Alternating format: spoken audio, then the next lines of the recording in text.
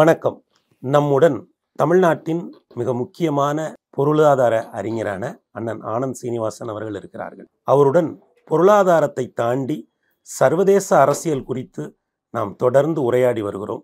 அந்த வகையில் இன்றைக்கு மத்திய கிழக்கு நாடுகளில் நடக்கக்கூடிய அரசியல், அதன் தாக்கம் இந்தியாவில் எப்படி இருக்கும் என்பது குறித்து ஒரு சுவையான உரையாடலுக்காக அண்ணனுடன் இணைந்துள்ளோம்.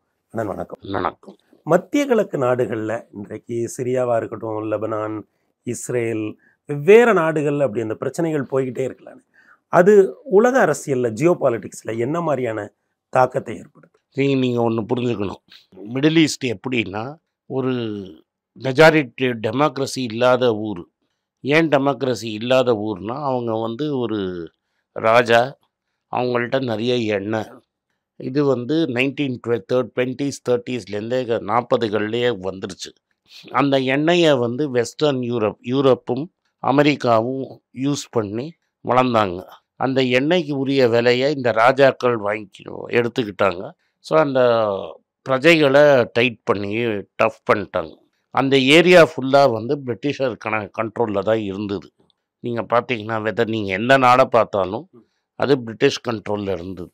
1947 இந்தியாவுக்கு ஃப்ரீடம் கிடச்சப்புறம்தான் ஒன்று ஒரு நாடாக விட்டுட்டு அவங்க போகிறாங்க. ஒரு ராஜா கையில் கொடுக்குறாங்க. அந்த ராஜா எண்ணெய் கிணறை தோண்டி முதல்ல அமெரிக்கன் கம்பெனி ஒன்று அராம்கோன்னு சவுதியில் வராங்க. அது மாதிரி அது நிறைய நிறைய அமெரிக்க நிறுவனத்தோட கம்பெனி தான்.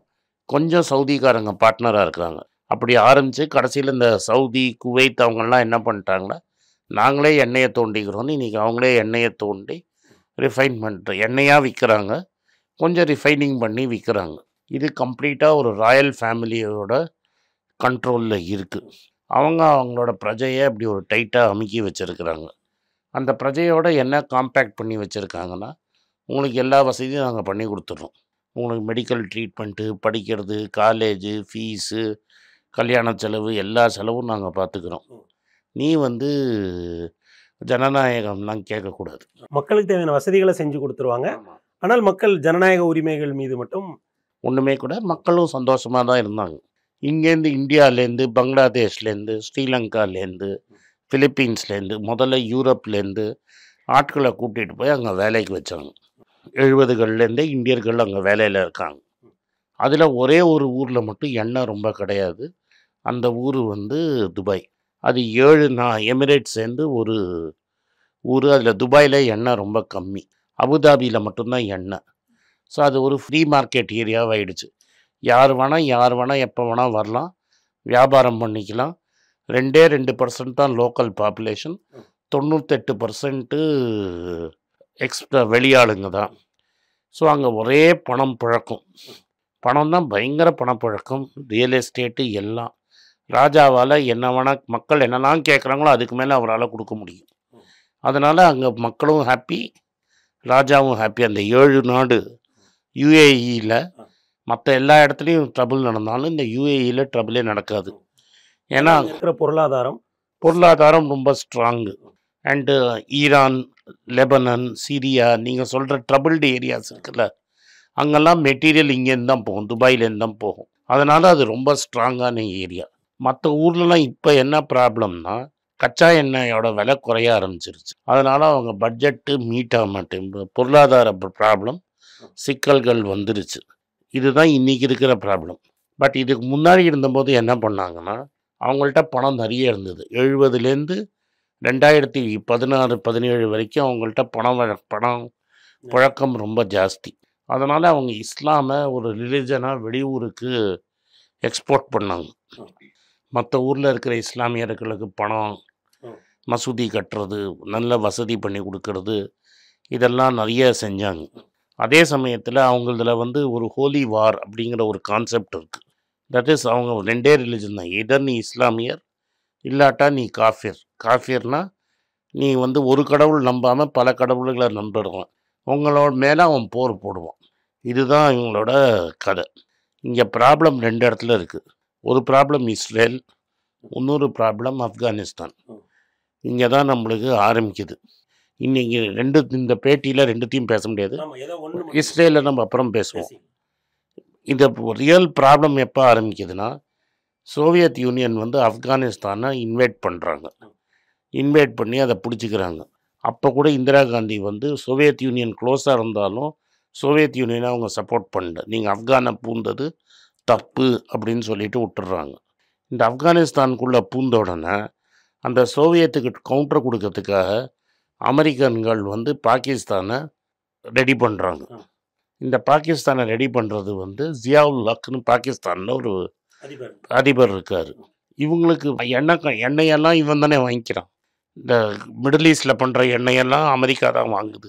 ஸோ இந்த மிடில் ஈஸ்ட்காரன்ட்ட என்ன சொல்கிறான், நீ வந்து இந்த முஸ்லீமெல்லாம் ஃபைனான்ஸ் பண்ணு அப்படின்னு சொல்லி அங்கே வந்து இந்த முஸ்லீம் தாலிபான் அப்படின்னு சொல்கிறதும் இஸ்லாமியரை கிளப்பி விட்டு ஆட்களையும் அனுப்புறது. அப்படி தான் இந்த ஒசாமா பின் லாடன்லாம் வரான்.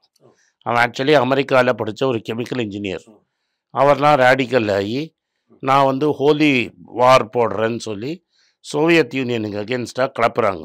அதெல்லாம் அமெரிக்கா தான். அமெரிக்கா ஐடியா கொடுத்து இந்த சவுதி இந்த நாட்டோட பணம் ஒரு அமெரிக்கா சோவியத் வார் வந்து இங்கே நிலை கொள்ளுது. அதுக்கு இவங்களை யூஸ் பண்ணிக்கிறாங்க. இன்னொரு சைடில் அங்கே என்ன ஆகுதுன்னா, ஈரான் மட்டும்தான் ஒரு ஷியா நாடு. ஈரான்லேயும் வந்து இவங்களுக்கு நண்பர் ஒரு க்ளோஸ் ஃப்ரெண்டு தான் ராஜாவாக இருக்கார். அந்த ராஜாவுக்கு அகேன்ஸ்டாக ஒரு ரெவல்யூஷன் வந்து அந்த ராஜா ஓடி போயிடுறாரு. ஆயத்துல்லா கொமேனின்னு ஒருத்தர் பவர் பிடிச்சிடுறாரு. அவர் வந்து ஷியாவை பவர்ஃபுல்லாக ஆக்கணுன்னா அங்கே அமெரிக்காவுக்கு இன்ஃப்ளூயன்ஸ் போயிடுது. சதாம் ஹுசைனை கிளப்பி விட்டு ஈரானை படுத்துகிறாங்க. அங்கே வந்து ஈரான் ஈராக் வார் ஒன்று நடக்குது. ஸோ 2 போர் நடக்குது. ஒன்று ஈரான் ஈராக் வார் நடந்துகிட்ருக்கு.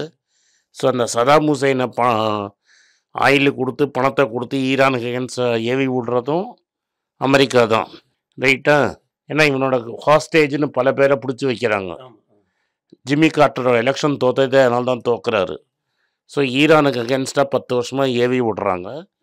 இங்கே வந்து என்ன பண்ணுறாங்க, ஜியாவுல் ஹக்குக்கு காசை வாங்கி கொடுத்து இன்னைக்கு பாகிஸ்தான் இவ்வளோ தூரம் இஸ்லாமிய டெரரிஸ்ட் நாடாக மாறிடுச்சுன்னா அது வந்து இவங்க அமெரிக்காவோட வேலை, எண்ணெய் கிணறோட காசு. இப்படி தான் டிப்ளாய் ஆகுது. அந்த எண்ணெய் காஸ்ட்லியாக இருக்கிற வரைக்கும் இது நடக்குது. இப்போ என்ன ஆயிடுச்சு, அழகா பொருளாதாரத்தையும் அரசியலையும் இணைக்கிறீங்க. அதுதான் கேம். எல்லாமே அதுதான் வந்து மதிப்பு மிக்கதா இருந்தவரை அந்த போர் நடக்குது. இந்த 2008 148க்கு உச்சத்துக்கு போகிறது. அதனால தான் மன்மோகன் சிங் கவர்மெண்ட்டு கவுடுறது. அந்த 148க்கு போகிற வரைக்கும் அதுக்கப்புறம் என்ன பண்ணுறாங்க அமெரிக்காவில், இதுக்கு மேலே வந்தால் நம்மளுக்கே டேஞ்சர் வரும்னு ஃப்ராக்கிங் அப்படின்னு ஒரு டெக்னாலஜியை கண்டுபிடிச்சி ஃப்ராக்கிங் மூலமாக அமெரிக்காலேயே எண்ணெய் நிறைய உற்பத்தி பண்ணி அன்றைக்கி 148லேருந்து $60 விழுந்த எண்ணெய் விலை $80 மேலே திரும்பி போவே இல்லை. ஒரு பேரல் எண்ணெயோட. ஆமாம், அதாவது 148லேருந்து 60க்கு விழுந்து கரோனான் போது 25க்கு வந்தது, 80க்கே போகல. ஏன்னா அமெரிக்கா நிறைய உற்பத்தி பண்ணிட்டான். ஸோ அவங்களோட பட்ஜெட்டை அவங்களால பேலன்ஸ் பண்ண முடியல. யாரை? அமெரிக்காவோட பட்ஜெட்டை பேலன்ஸ் பண்ண முடியல. இன்றைக்கி ரஷ்யா ஈரான் மேலே சாங்ஷன் இருக்குது. ரஷ்யாவோட ஆயிலும் ஈரானோட ஆயிலும் ஃப்ரீயாக மார்க்கெட்டில் வந்தால் $40 ஆகிடும். அதனால் இந்த இஸ்ரேல் ப்ராப்ளம் தனி ப்ராப்ளம், அது வேறு இன்னொரு நாளைக்கு பேசிப்போம். அதுலேயும் இதில் சிக்கல் வரும். பட் இப்போது இந்த மிடில் ஈஸ்டோட பவர் குறைய ஆரம்பிச்சிருச்சு, எக்ஸப்ட் UAE. ஏன்னா அது ஃப்ரீ போர்ட் ஆயிடுச்சு. உலகத்தில் இருக்கிற எல்லாரும் அங்கே உட்காந்துருக்கான் பணத்தை. அது ஒரு சர்வதேச நகரமாக மாறிடுச்சு. மற்ற எல்லா ஊர்லேயும் எண்ணெய் விலை குறைய ப்ரெஷர் ஏறிக்கிட்டே இருக்குது. ஏன்னா யூரோப்பில் என்ன சொல்லிட்டாங்கன்னா 2030க்கு அப்புறம் முக்கால்வாசி எலக்ட்ரிக் காராக மாறிடும்ட்டாங்க. சைனாவில் இப்போ ஆல்ரெடி 25% எலக்ட்ரிக் காராக மாறிடுச்சு. இந்தியாவில் 35% வந்து ஸ்கூட்டர் எலக்ட்ரிக் ஸ்கூட்டராக மாறிடுங்கிறாங்க 5 வருஷத்தில். ஒரு 30% காரும் மாறிடும் 2035க்குள்ளே. ஸோ உலகத்தில் எல்லா இடத்துலையுமே பெட்ரோல் டீசலோட டிமாண்டு குறைஞ்சிருச்சு 2 வருஷமாக. ஒரே ஒரு இடத்துல தான் பெட்ரோல் டீசல் டிமாண்ட் ஏறுது, அது இந்தியா. அதனால் டிமாண்டே இல்லாததுனால நீங்கள் சடனாக பார்த்தீங்கன்னா இந்த மிடில் ஈஸ்ட் ப்ராப்ளமெல்லாம் சால்வ் ஆகிடும். ஏன்னா எண்ணெயே அமெரிக்காவுக்கும் தேவையில்லை, யூரோப்புக்கும் தேவையில்லைன்னு வைங்க, நீங்கள் யாரோட சண்டை போட்டுக்கு போகிறீங்க? பணமும் குறைஞ்சிரும். ஸோ இந்த அவங்களுக்குள்ளேயே ப்ராப்ளம் வருமே தவிர அவங்க பெருசாக வெளிநாட்டு ப்ராப்ளம் வராது. ஆனால் இருக்கிற பெரிய ப்ராப்ளம் என்ன, ஈரானும் இத்தனை நாள் இவங்க ஈரானை தாக்கியிருக்காங்க. ஈரான் இப்போ அணுகுண்டு வச்சு இவங்கள தாக்குவான். யாரை? ஈரானுங்கிறது அவங்களே ஒரு பெரிய எக்கானமி. அண்ட் ஈராக்கில் பாதி ஊர் ஷியா. ஸோ ஈராக் வந்து ஈராக்கில் பாதி ஈராக் அவன் பிடுங்க பார்ப்பான். ஸோ ஈரான் ஸ்ட்ராங் ஆகும், மற்ற மிடில் ஈஸ்ட் நாடுகள்லாம் வீக் ஆகும். அந்த இடத்துல தான் அமெரிக்கன் பேஸ் இருக்குது. இப்போ பஹ்ரைனாக இருக்கட்டும், சவுதியாக இருக்கட்டும், யுஏஇயாக இருக்கட்டும், எல்லா இடத்துலையும் அமெரிக்காவோட பேஸ் இருக்குது. அந்த பேஸெல்லாம் ட்ரம்ப் என்ன பண்ணுவார் அப்படின்னு நம்ம பொறுத்திருந்து பார்க்கணும். அடுத்த 20 வருஷத்தில் அது மாறும். எண்ணெயோட விலை குறையக்கூடிய அந்த எண்ணெயினுடைய முக்கியத்துவம் குறைய அங்கே இருக்கக்கூடிய அந்த போர் சூழல் மறையுங்கிற. இஸ்ரேல் மறையாது. இஸ்ரேல் ப்ராப்ளம் தனி, பட் மற்ற ப்ராப்ளம் தான் குறையும். ரொம்ப அருமையா 2 விஷயத்தை இணைச்சு சொல்றீங்க. எப்படி இந்த போர் ஒரு 70கள்ல இருந்து அங்க எப்படி ஒரு போர் சூழல் உருவாச்சு, பிறகு எப்படி சர்வதேச அரங்குல எண்ணெய்க்கான முக்கியத்துவம் குறைகிற பொழுது அங்கே உள்ள அந்த போர் மேகங்கள் இன்னைக்கு விலகிருச்சு. ஆனால் அங்க இருக்கக்கூடிய அவங்களுடைய தளங்கள் கூட நாளை காணாமல் போவதற்கான டெஃபினட்டாக போயிடும். ஏன்னா அங்கே விற்கலைன்னா என்ன பண்ணுவீங்க நீங்கள்? எண்ணெயை யார் வாங்குவாங்க? ஸோ அந்த எண்ணெய்க்கே டிமாண்ட் இல்லைன்னு வைங்க.